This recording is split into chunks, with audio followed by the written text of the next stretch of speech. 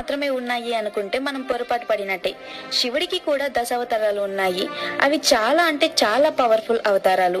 మొదటిది పిప్పలాదుడి అవతారం. ఈ మహర్షి ఎంత పవర్ఫుల్ అంటే శనిదేవుని సైతం కంట్రోల్ చేయగలడు. రెండవది కాలభైరవుడు. ఈ అవతారం కలియుగం అంతమయ్యే వరకు కాశీకి కాపలాగా ఒక శునకాన్ని పక్కనే పెట్టుకుని కనిపిస్తాడు. మూడవది వీరభద్రస్వామి. సతీదేవి మరణించాక శివుడు ఆగ్రహం నుంచి వచ్చిన అవతారమే ఈ వీరభద్రస్వామి. నాలుగవది దుర్వాస మహర్షి అవతారం.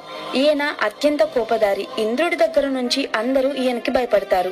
ఐదవది అర్ధనారీశ్వర అవతారం. సృష్టి ఆరంభం కోసం శివుడు ధరించిన అవతారం. ఆరవది అశ్వత్థామ అవతారం. మహాభారతంలో గొప్ప యోధుడుగా మనందరికీ తెలుసు. ఏడవ అవతారం శివుడి రుద్ర రూపం నుంచి అవతరించిన రుద్ర అవతారం.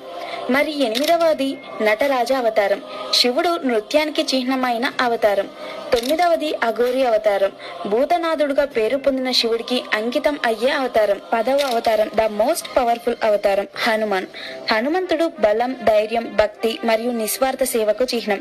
హనుమంతుడు లేకుంటే రామాయణమే లేదంటారు. అంత పవర్ఫుల్ అవతారం.